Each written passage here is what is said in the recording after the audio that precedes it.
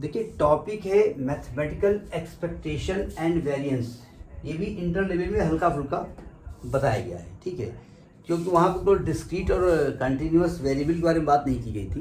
देखो एक्सपेक्टेशन का होता मीन होता है, बस मान लीजिए आप समझ गए, मीन निकालना है आपको, लेकिन प्रोबेबिलिटी डिस्ट्रीब्यूशन निकालना है और वेरिएंस में अभी क्या निकालना हम बता रहे हैं। देखो ध्यान से, कहते हैं मान लेते हैं कि x जो है वो एक रैंडम वेरिएबल है।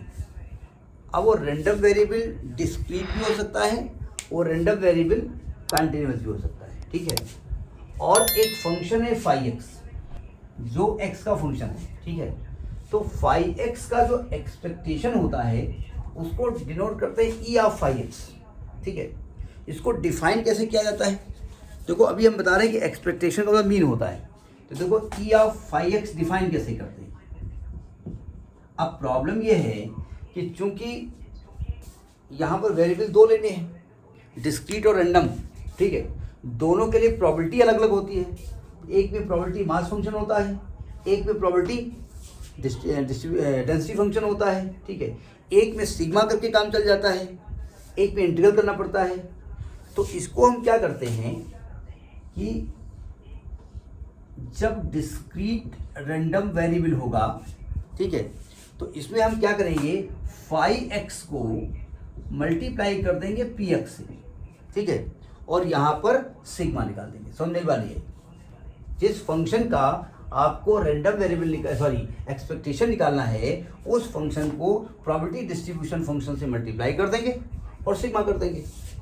जहाँ पर पी एक्स क्या होता है मालूम है आपको? PMF लिख रहा हूँ मैं, जानबूझ के लिख रहा हूँ स्टार्ट में। क्या कहा जाता है? प्रोबेबिलिटी मास फंक्शन, ठीक है।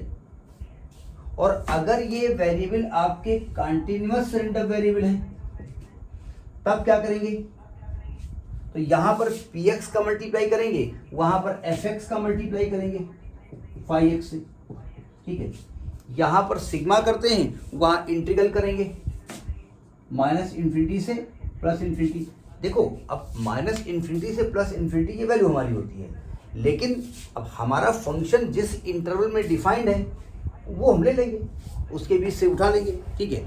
और जहां पर fx क्या होता है, प्रोबेबिलिटी डेंसिटी फंक्शन। समझ में एक बार नहीं है? वेरिएंस कैसे निकालेंगे वो हम तो क्वेश्चन बताएंगे तब बताएंगे, ठीक है। नोट करिए। अब देखिए, जैसे मैं एक नोट लिखता हूँ, मैं क्वेश्चन में बाद में बात करते हैं। मान लेते हैं कि अगर जो फाई एक्स आपने माना है वो एक्स है, मान लेता हूँ, ठीक है। तो आपको एक्सपेक्टेशन ऑफ एक्स निकालना है ना, इसको एक्चुअली मीन कहा जाता है। ये मीन है, एक्स बार, ये निकालना है। एक्सपेक्टेशन एक स्टैंडर्ड वर्ड हो जाता है, ठीक है। तो अगर ये डिस्क्रीट रैंडम वेरिएबल है तो क्या करेंगे आप, x का मल्टीप्लाई कर देंगे पी एक्स के साथ और सिग्मा लगा देंगे, निकल आएगी वैल्यू, ठीक है।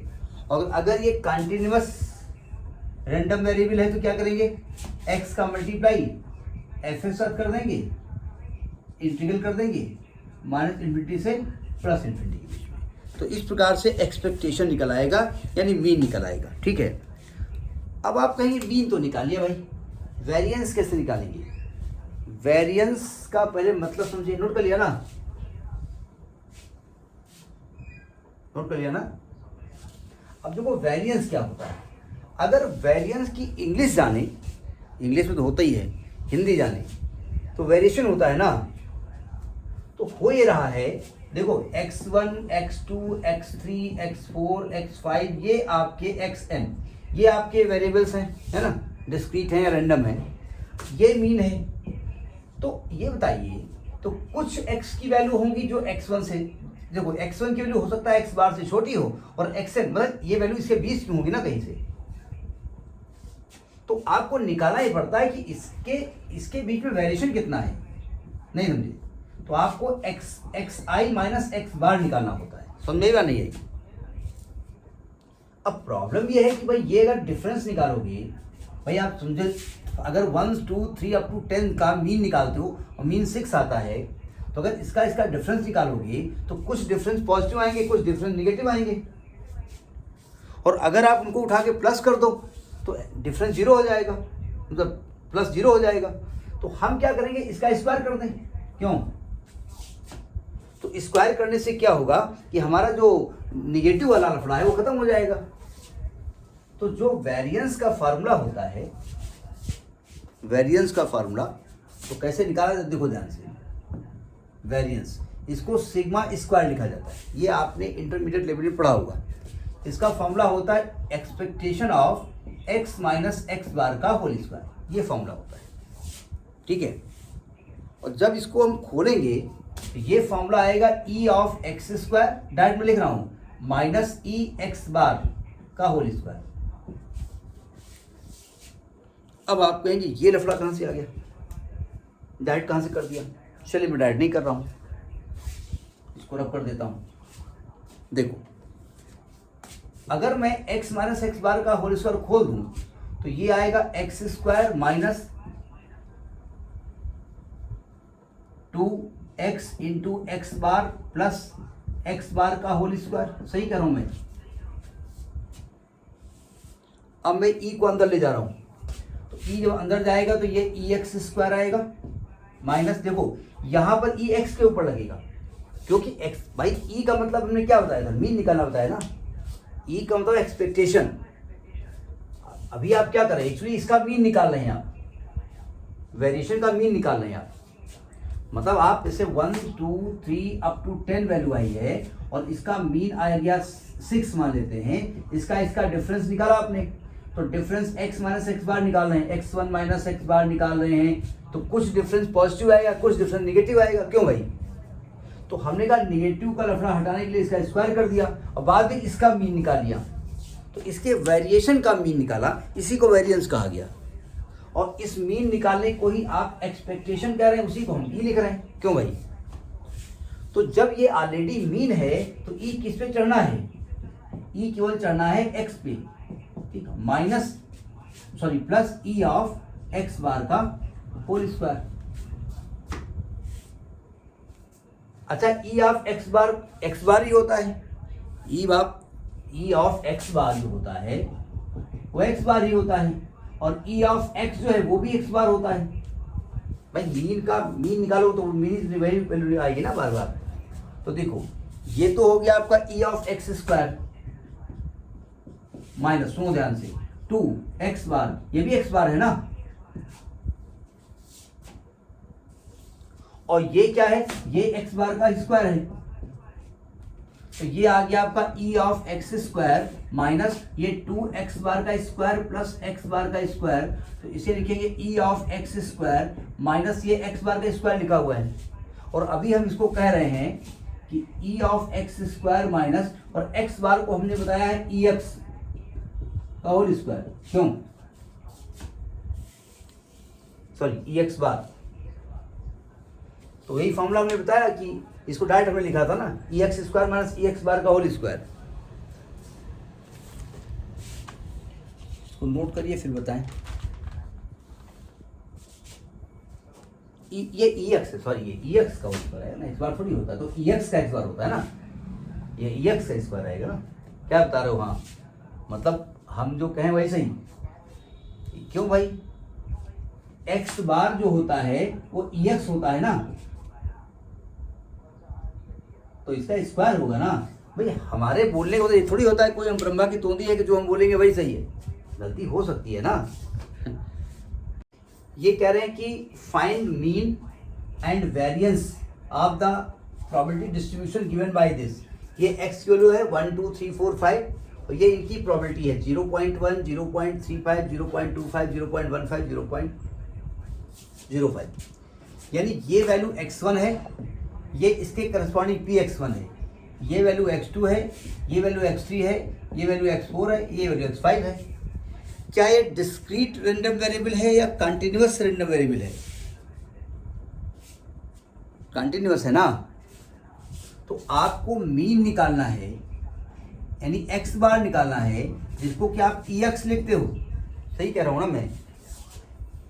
फॉर्मूला क्या बताया गया है? सिग्मा एक्स पी एक्स बताया गया है ना। रैंडम वेरिएबल के लिए बात कर रहा हूं मैं, डिस्क्रीट रैंडम के लिए। तो यानी कि यहां पर आएगा x1 into P x one plus x2 into P x2 plus x3 into P x3 plus x4 into P x4 plus x5 into P x5। क्यों भाई? अब थोड़ा डायरेक्ट में कर रहा हूँ। जब इसका इससे मल्टीप्लाई करोगे तो 0.2 आएगा प्लस 35 दूना 70 0.70 आएगा प्लस 25 या 75 0.75 आएगा प्लस 15 चौको 60 0.60 आएगा, 25 0.25 आएगा। क्यों भाई? तो जब इसको कैलकुलेट किया तो 2.50 आ गया। चेक कर लीजिएगा, गलती हो सकती है। ये EX आ गया। अब बात वेरिएंस की जा रही है, तो वेरिएंस का फॉर्मूला क्या होता है? सिग्मा स्क्वायर इक्वल टू क्या बताया था हमने? EX स्क्वायर माइनस EX का होल स्क्वायर, ये बताया था ना। तो पहले हम निकालेंगे EX स्क्वायर। EX स्क्वायर तो सिग्मा एक्स स्क्वायर PX होगा ना,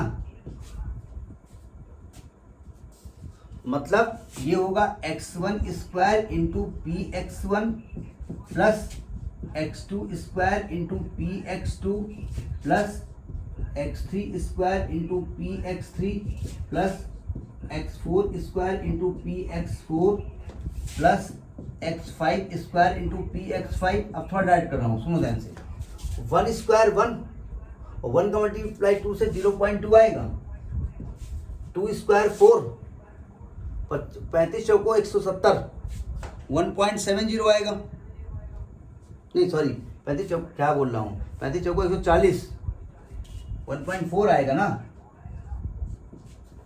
3 3 9 और 25 को 9 से मल्टीप्लाई करेंगे 225 आएगा, तो 2.25 आएगा। कैलकुलेशन कर लीजिएगा, गलती हो सकती है, हम बहुत इंटेलिजेंसी दिखा रहे हैं कि गलती भी हो सकती है। 4 चौक 16 और 15 इंटू 16 कितना होगा? 15 इंटू 16 240 होगा क्या? 15 इंटू 16 16 पंचे 80 आता है 8 16 कम 16 8 24 240 होगा, तो 2.40 आ जाएगा प्लस 2.40 आ जाएगा। 55 25 25 पंचे 125 1.25 आ जाएगा। समझेगा नहीं आई? इसको जब हमने कैलकुलेट किया तो आ गया 7.5। अब देखो वेरिएंस का फॉर्मूला क्या होता है? Variance sigma square is equal to, हमने कहा EX स्क्वायर माइनस EX का होल स्क्वायर, यही कहा ना हमने। तो EX स्क्वायर कितना है? 7.5 और EX निकाला है आपने 2.5 का स्क्वायर, तो आएगा 7.5 माइनस 625 6.25। जब इसको हमने कैलकुलेट किया तो मेरी वैल्यू 1.25 आ रही है। ठीक है, तो ये आपका एक डिस्क्रीट रैंडम वेरिएबल का एग्जांपल है। ठीक, देखिए क्वेश्चन कहता है कि CRV मतलब continuous random variable X has the density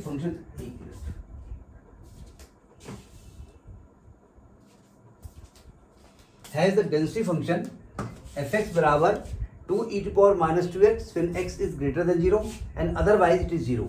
find expectation को एक्सपेक्टेड वैल्यू भी कहा जाता है, नाम और दे दिया, एंड वेरिएंस ऑफ एक्स। ठीक है, अब देखो ध्यान से, सबसे पहले हम एक्सपेक्टेड वैल्यू निकाले जा रहे हैं। एक्सपेक्टेड वैल्यू यानी एक्सपेक्टेशन निकाले जा रहे हैं।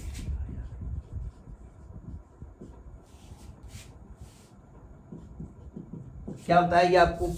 EX बराबर integral minus infinity to infinity, क्या बताया गया था? एक्स एफ एक्स बताया गया था ना, एक्स एफ एक्स। उन्होंने कहा CRV इज एक्स, जो 5x हम लेते हैं ना वो आपका x है, तो एक्स एफ एक्स dx। अब फिर प्रॉब्लम आ रही है कि एफ एक्स की वैल्यू माइनस इन्फिनिटी से प्लस इन्फिनिटी के बीच में डिफाइंड नहीं दी हुई है, 0 से बड़ी वैल्यू है, तो आपको लिमिट को ब्रेक करना पड़ेगा।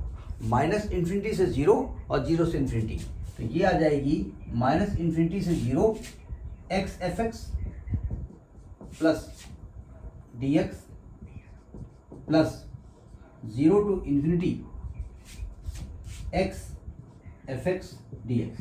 ठीक है, अब चूंकि माइनस इन्फिनिटी से 0 की वैल्यू इसकी क्या होने वाली? 0, क्योंकि उन्होंने कहा है कि इस लिमिट को छोड़ करके, इस वैल्यू को छोड़ करके सब जीरो हो जाना है, तो केवल ये क्या आएगी वैल्यू 0 से इन्फिनिटी x, और एफ एक्स हो जाएगी 2e⁻² dx। ठीक है, 2 को हम बाहर कर देते हैं, इंटीग्रल 0 टू इन्फिनिटी ये आएगा x e⁻² dx। अब इसकी वैल्यू कैसे निकालें? तो आप कहेंगे भैया इसको प्रोडक्ट को लगा दें। अरे भैया आप बीटेक कर रहे हैं, आप ये ग्रेजुएशन कर रहे हैं, बीटेक मतलब बीएससी कहो या आपको प्रोडक्ट नहीं लगाना है यहाँ पर। बोले हैं ये कौन सी बात हुई जाकर के, आपको यहाँ पर गामा फंक्शन लगाना है। ठीक है, मैं इसको एक लाइन रब कर दूं, आपको इंटीग्रल गामा फंक्शन से करना है। अब आप सोच रहे होंगे कि वाजपेयी जी खुद ही बता दो, हमसे न पूछ बैठे। देखो जो गामा फंक्शन होता है उसकी वैल्यू क्या बताई गई थी मालूम है? 0 टू इन्फिनिटी, 0 से इन्फिनिटी x की पावर n-1 e⁻−ax dx अगर लिखा हुआ है इस फॉर्म में, तो ये होता है गामा n/8n। ये लिखा है गामा n/8n। समझ में बात नहीं है? अब जरा इस फॉर्मूले को यहाँ अप्लाई करिए। ये निकाल क्या रहे हैं? एक्सपेक्टेशन निकाल रहे हैं ना, ex। सावधान, 2 0 टू इन्फिनिटी, ये x की पावर को 2-1 ले सकते हैं आप, 1 लिखी है ना, और e⁻²x अगर मैं कंपेयर करूं तो यहाँ पर n की जगह 2 है ना, और a की जगह 2 है आपका, तो ये क्या आएगा? गामा n, गामा 2/a बोले तो 2 की पावर 2। गामा 2 की वैल्यू क्या होती है? गामा 2 को 1 गामा 1 लिख सकते हैं ना, गामा मालूम है ना आपको, तो इसकी वैल्यू 1 गामा 1 आएगी अपान 2 की पावर 2, यानी ये आपका आंसर 1/4 आएगा। तो 1 मिनट, 2 बाहर भी एक लिखा है ना, सॉरी 2 बाहर भी लिखा है, तो ये 2 बाहर भी तो है, ये 1/2 लिखिए, ये भी देखो बाहर लिखा हुआ है। अब फॉर वेरिएंस क्या करना पड़ेगा? पहले ex² निकालना पड़ेगा ना, ex² निकालना पड़ेगा। तो फॉर्मूला क्या बनने वाला है? -∞ से +∞ x² इंटू fx dx आएगा ना। फिर वही लफड़ा, इसको 2 भागों में ब्रेक करिए, मतलब -∞ से 0 x² fx dx plus gamma function लिखा रहने थे इसलिए हम इसको नीचे लिखे दे रहे हैं, और 0 से इन्फिनिटी x² fx dx। चूंकि इसकी वैल्यू 0 आने वाली है तो यहाँ वैल्यू क्या आएगी? 0 टू इन्फिनिटी x² और fx हो जाएगा 2e⁻²x dx बराबर। अब यहाँ पर गामा फंक्शन इंप्लीमेंट करना पड़ेगा, तो इसको चेंज करो, 2 को बाहर लिख दो, ये हटा देते हैं, लेकिन हटा दें इसको, ये लिख चुके हो ना, तो ये आ जाएगा आपका 2 बाहर लिख दिया, 0 टू इन्फिनिटी। ये बताइए x⁻2 को हम x⁻3 ले सकते हैं, और इंटू e⁻²x। देखो अगर गामा नहीं लगाते हो ना, प्रोडक्ट को लगाते हो तो हालत खराब हो जाएगी यार। x² है भाई, एक बार लगाओगे तो x आएगा, दोबारा में x हटेगा तो लंबा क्वेश्चन हो जाएगा ना। अगर गामा फंक्शन लगाएं तो यहाँ n की जगह क्या लिखा हुआ है? 3 लिखा है ना, और एक जगह 2 लिखा हुआ है, तो ये एक वैल्यू क्या आएगी? गामा 3/2 की पावर 3। क्यों भाई? गामा 3 फैक्टोरियल 2 होता है ना पॉजिटिव इंटीजर के केस में, तो 2 इंटू फैक्टोरियल 2 हो गया अपान 2 की पावर 3, यानी ये 1/2 आने वाली है। ये ex² की वैल्यू आ गई। ठीक है, अब वेरिएंस का फॉर्मूला क्या बताया गया था? जो वेरिएंस बताया गया था, वेरिएंस σ² क्या बताया गया? ex² - ex का होल स्क्वायर। क्यों भाई? तो ex² आपका 1/2 आया है, और ex क्या निकाला इसके पहले? 1/2 निकाला है ना, तो 1/2 का स्क्वायर आएगा, यानी 1/2 - 1/4, ये 1/4 आंसर आएगा। तो ये वेरिएंस हो गया। तो आपने कंटिन्यूअस रैंडम वेरिएबल और डिस्क्रीट रैंडम वेरिएबल दोनों के केसेस में एक्सपेक्टेशन और वेरिएंस निकाल लिया। समझ में आ गई बात? ठीक, नोट करिए।